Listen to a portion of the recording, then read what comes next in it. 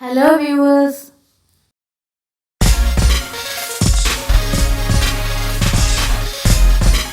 ഇന്ന് ഞാൻ വന്നിട്ടുള്ളത് നുറുക്ക് ഗോതമ്പം കൊണ്ടുണ്ടാക്കാൻ പറ്റിയൊരു 4 മണി പലഹാരത്തിൻ്റെ റെസിപ്പി ആയിട്ടാണ്. ഇത് വളരെ ടേസ്റ്റിയാണ് കേട്ടോ, ഉണ്ടാക്കാൻ വളരെ എളുപ്പവും. അപ്പോൾ നമുക്ക് നോക്കാം എങ്ങനെ ഉണ്ടാക്കാമെന്ന്.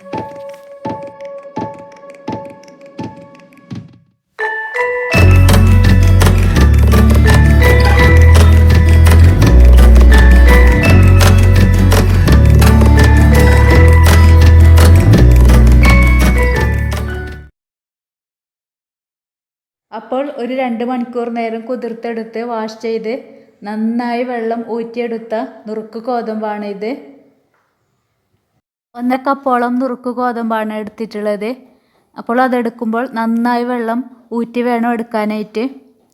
പിന്നെ ആവശ്യത്തിന് മധുരത്തിന് ആവശ്യത്തിന് ശർക്കര പാനി എടുത്തിട്ടുണ്ട്. പിന്നെ ഒരു ചെറുപഴം, 1 ടേബിൾ സ്പൂണോളം റവ എടുത്തിട്ടുണ്ട്, ഒരു 1/2 കപ്പോളം തേങ്ങ ചിരവിയത്. ഇത്രയുമാണ് ഇതിൻ്റെ ഇൻഗ്രീഡിയൻസ്. ആദ്യം നമുക്കൊരു മിക്സിയുടെ ജാറിലോട്ട് എടുത്തു വെച്ചിട്ടുള്ള നുറുക്ക് ഗോതമ്പവും ആവശ്യത്തിന് ശർക്കര പാനിയും ചേർത്ത് കൊടുത്ത് ഒന്ന് അരച്ചെടുക്കാം.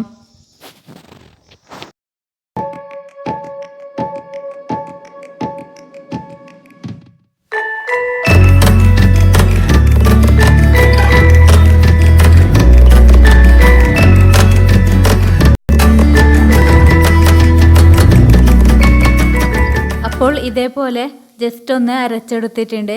ഇനി നമുക്ക് ഇതിലോട്ട് ബാക്കിയുള്ള ഇൻഗ്രീഡിയൻസും കൂടി ചേർത്ത് കൊടുത്ത് നന്നായി ഒന്ന് അരച്ചെടുക്കാം. അപ്പോൾ അരച്ചെടുക്കുമ്പോൾ നല്ല ഫൈനായി അരച്ചെടുക്കരുത് കേട്ടോ, കുറച്ച് തരിതരിയായി അരച്ചെടുത്താൽ മതിയാവും.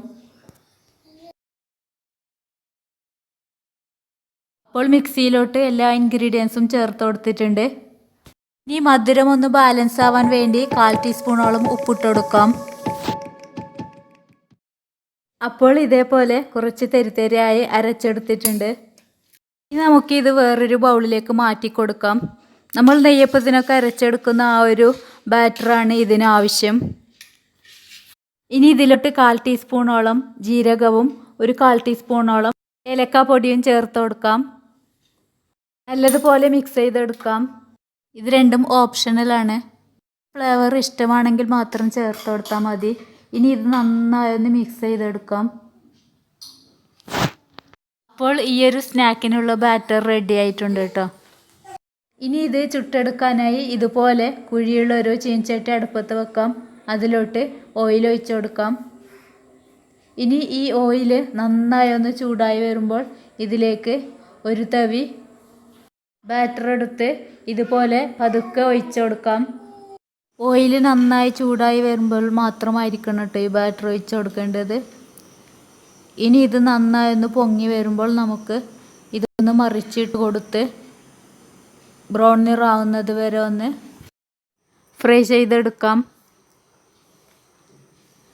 അപ്പോൾ ഒരു മീഡിയം ഫ്ലെയിമിലിട്ട് വേണം കേട്ടോ ഇത് ചുട്ടെടുക്കാനായിട്ട്. ബേക്കിംഗ് സോഡയോ സോഡാപ്പൊടിയോ ഒന്നും ചേർക്കാതെ നല്ല പൊങ്ങി വന്ന് നല്ല ടേസ്റ്റി ആയിട്ടുള്ളൊരു പലഹാരമാണിത്. ഇതുപോലെ ഗോൾഡൻ നിറമാവുമ്പോൾ നമുക്ക് എണ്ണയിൽ നിന്ന് മാറ്റിയെടുക്കാം. ഇനി ബാക്കിയുള്ള ബാറ്ററും കൂടി ഇതേപോലെ ഒഴിച്ചു കൊടുത്ത് നമുക്ക് ചുട്ടെടുക്കാം.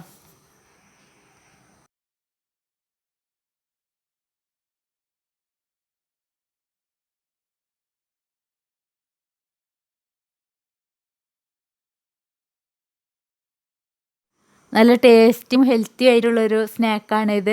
ഇതെല്ലാവരും ട്രൈ ചെയ്ത് നോക്കണം കേട്ടോ. അപ്പോൾ എൻ്റെ വീഡിയോ ഇഷ്ടമായെങ്കിൽ ലൈക്ക് ചെയ്യുക, ഷെയർ ചെയ്യുക, കമൻറ്റ് ചെയ്യുക. ചാനൽ സബ്സ്ക്രൈബ് ചെയ്യാനും മറക്കരുത്. Thank you for watching.